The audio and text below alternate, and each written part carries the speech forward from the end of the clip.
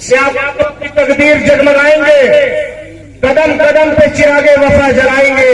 हमारे हाथ में आने तो दो निजामे चमन, खुली हवा में परिंदे भी मुस्कुराएंगे। इस गांव में मेरे पिता भी आए थे, याद है आप लोगों को? जी। मैं उमर मुख्तार अंसारी आप सबको हाथ जोड़ के नमस्ते कहता हूं, प्रणाम करता हूं, सलाम करता हूं। देखिए, चुनावी मौसम है, चुनावी बातें, लोग आएंगे, कहेंगे, करेंगे, लेकिन कुछ हकीकत चीजें जो सच है उनको हम आपकी नजर पेश करना चाहते हैं। आप उस पर गौर करिए। पहले बेरोजगारी ने कमर तोड़ी, महंगाई ने कमर तोड़ी, जीएसटी ने कमर तोड़ी। उसके बाद भी इस सरकार को जब सुकून नहीं मिला तो जहर वाला टीका लगवाकर अब हमारी और आपकी जान के पीछे पड़ गए हैं। इस सरकार की जुल्म की सच्चाई है जिसको आप अपने दिल पे हाथ रख के पूछो। एक भी जुमला या एक भी बात जो मेरे मुंह से निकली है उसमें से कोई झूठ नहीं है, सब सच है और सब आपने स्वीकार भी किया है कि सच है। एक ऐसी सरकार जो ऐसी योजनाएं बना रही है कि गरीब और गरीब होता जा रहा है, अमीर और अमीर होता जाता है। ये का भैया तो के प्रधानमंत्री बने लीजिए कि मोदी जी अच्छे दिन का सरकार बने, तो लगा था कि अदानी अंबानी खातिर अच्छा दिन।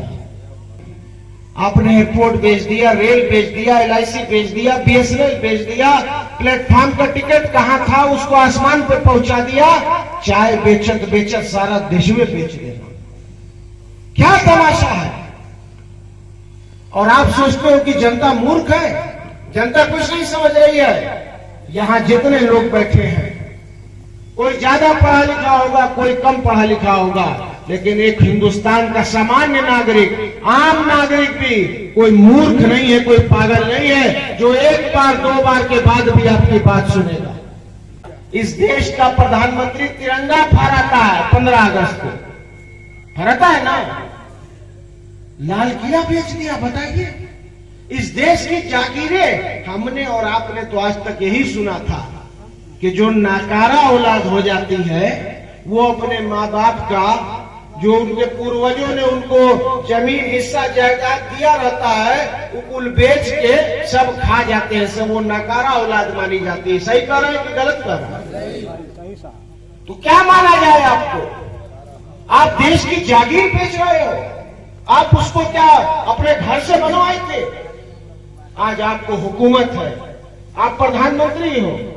कह तो रहा हूं 20 चीज अभी और गिना दूंगा इसी मुल्क की, इसी प्रधानमंत्री की, जो उन्होंने झूठ बोला, जो उन्होंने धोखा किया। हमको और आपको समझना है कि एक तरफ ये झूठी पार्टी भारतीय जनता पार्टी, जिसका नाम मैंने भारतीय छुट्टा पार्टी रखा, भारतीय जुमला पार्टी रखा। क्या झूठ है?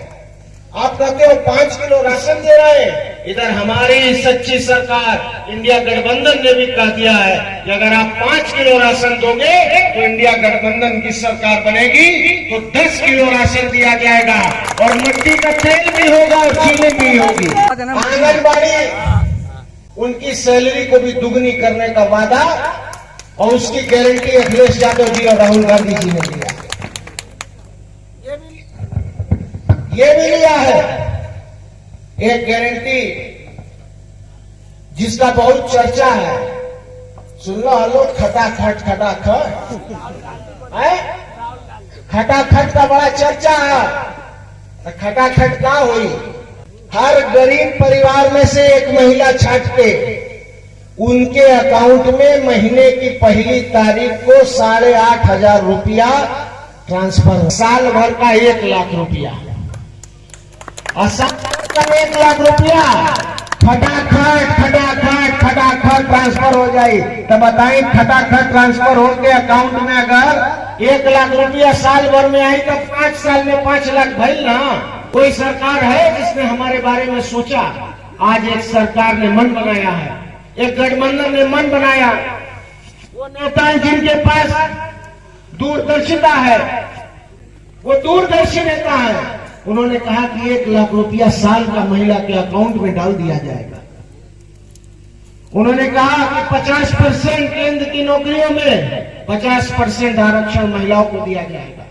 किसान का जितना कर्ज है 4 जून को अगर सरकार इंडिया गठबंधन की बन गई और बनना निश्चित है तो बन जाएगी, तो 5 जून को किसान का सारा बकाया माफ कर दिया जाएगा। गन्ना किसान का जितना बकाया माफ कर दिया जाएगा। ओल्ड पेंशन स्कीम, जितने के पुलिस के कर्मी, जितने हमारे यहाँ पे लोग खड़े हैं, ये जानते होंगे कि पेंशन भी मोदी जी बंद कर देने हुआ, तो पेंशनों वापस मिलने लगी।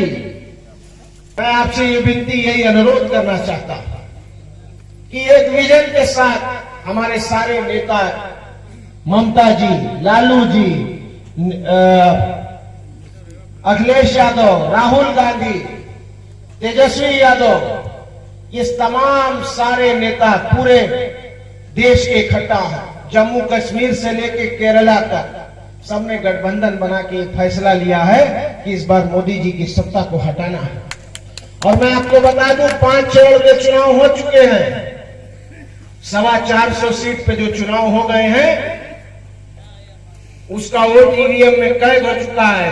और बड़ी जिम्मेदारी से आपको ये बताना चाहता हूं कि अब मोदी जी केंद्र की सत्ता में लौटने वाले नहीं हैं। आपको एक जून को आखिरी कदम हमारे साथ चलना है, आखिरी कदम कंधे से कंधा मिला हमारे साथ चलना है। और अगर आखिरी कदम आप मजबूती से संकल्प लेके हमारे साथ अगर आप चलने के लिए तैयार हो जाओगे, तो मैं ये बात कहना चाहता हूं कि गाजीपुर में भी आपकी लड़ाई किसी से नहीं है। पिछली बार 2.25 लाख वोट से जीते थे, इस बार मार्जिन 2 लाख वोट से ज्यादा है। अगर आप लोग का भी समर्थन हो जाएगा तो 2.25 लाख 2.5 लाख वोट से अफजाल अंसारी जीत कर यहां से जाएंगे। सबसे पुरुष अपन सरकार में मंत्री रहना, इतना रोड का निर्माण ना करे ना जितना सांसद जी अकेले अपने कार्यकाल में बिना सत्ता में हुए कराते हैं। 400 किलोमीटर सड़क का निर्माण गाजीपुर में इसी सांसद माननीय अफजाल अंसारी साहब ने पीएमजीएसवाई के तहत कराया है। आज तक किसी सांसद ने 400 किलोमीटर सड़क का निर्माण नहीं किया। और क्या पता कि सरकार बन जाए, आप तो सांसद चुनने जा रहे हो, अगर सरकार बन जाएगी तो ईश्वर की कृपा रहेगी, क्या पता आपको मंत्री मिल जाए। मैं तो नहीं कह रहा हूं, समय की जरूरत है, लोगों की मांग है। इसलिए मैं आपसे कहना चाहता हूं कि हमारे परिवार ने हमेशा गरीब की मान सम्मान की लड़ाई लड़ी। जब भी सामंतवादी कट्टरपंथी विचारधारा के लोगों ने हमें दबाना कुचलना चाहा, हमको मिटाना चाहा, उनको जरूरत पड़ी तो आपके मुख्तार अंसारी, आपके अफजाल अंसारी, ये अंसारी परिवार आपके दरवाजे पर खड़ा था। आप सब गवाह हो इस बात के। और इसीलिए हमारे पिता इनकी आंखों में फटकते थे। बड़ी बेदर्दी से उनको पीठ पीछे जहर देके मारा गया और वो शहीद हो गए। लेकिन मैं आपसे कहना चाहता हूं कि चट्टान माने जाते थे मुख्तार अंसारी, पहाड़ माने जाते थे मुख्तार अंसारी, कोई उन्हें पीछे धकेल कर नहीं हटा सकता था। अगर उन्हें मारा भी गया तो पीठ पीछे मारा गया, कोई माई का लाल लड़ के मारने वाला पैदा नहीं हुआ था।